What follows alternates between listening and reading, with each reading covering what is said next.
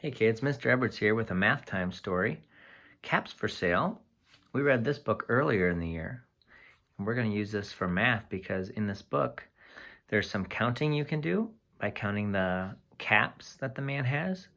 And the man also sorts his caps by the color, as you'll see when you see him on his head.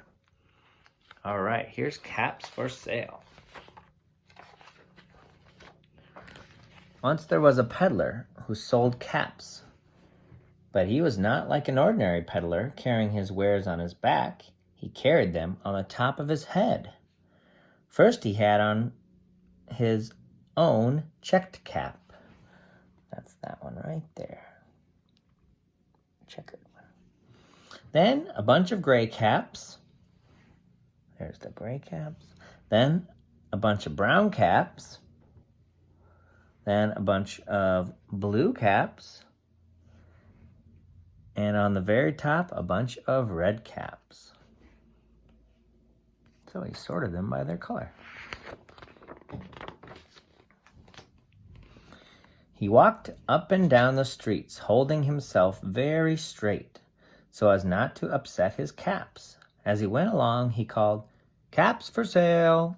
Caps for sale! 50 cents a cap!" One morning, he couldn't sell any caps. He walked up the street and he walked down the street calling, "Caps! Caps for sale! 50 cents a cap!" But nobody wanted any caps that morning. Nobody wanted even a red cap. He began to feel very hungry, but he had no money for lunch. "I think I'll go for a walk in the country," said he.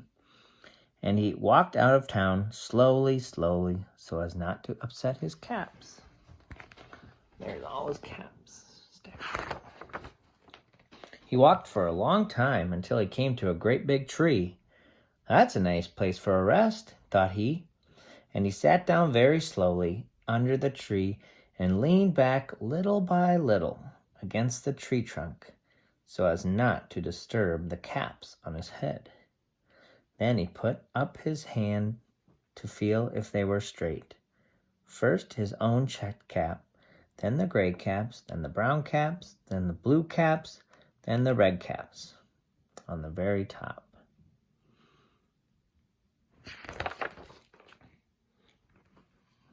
They were all there, so he went to sleep. He slept for a long time. When he woke up, he was refreshed and rested. Uh-oh. See the problem? But before standing up, he felt his head to make sure his caps were in the right place. All he felt was his own checkered cap.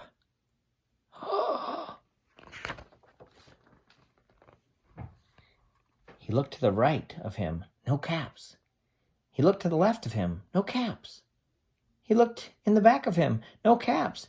He looked behind the tree, no caps.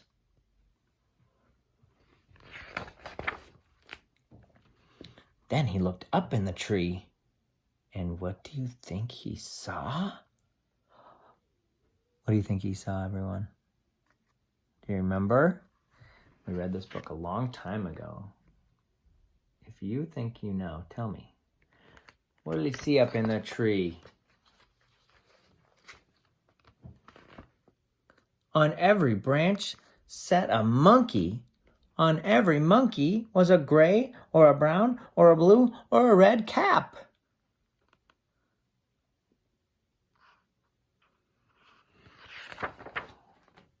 The peddler looked at the monkeys.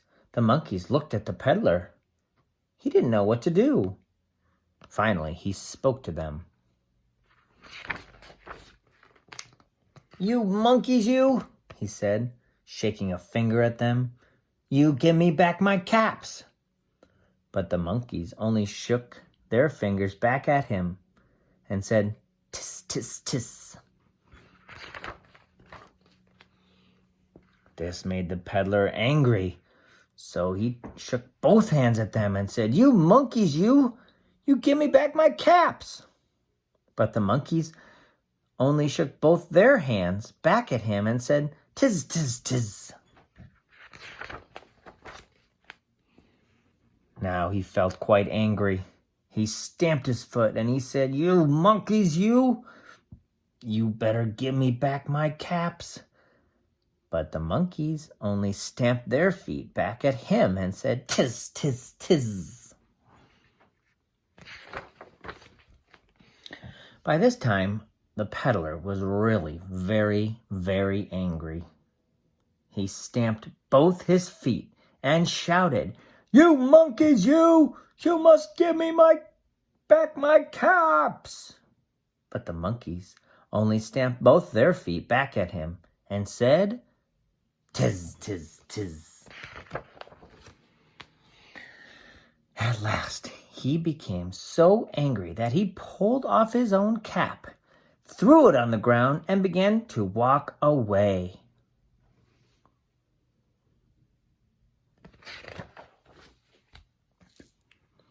But then, each monkey pulled off his cap.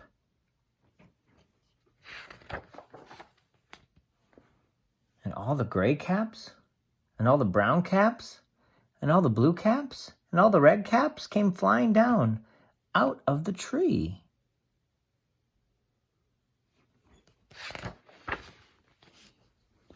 So the peddler picked up his caps and put them back on his head. First his own checked cap, then the gray caps, then the brown caps, then the blue caps, then the red caps on the very top. There he's sorting them.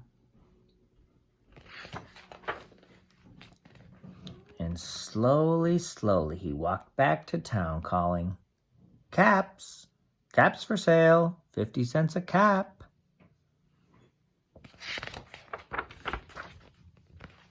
The end. Thank you for the story. Thank you very much. Woo-hoo. All right, I'll be back and we'll talk about the math that we saw or learned about in this book.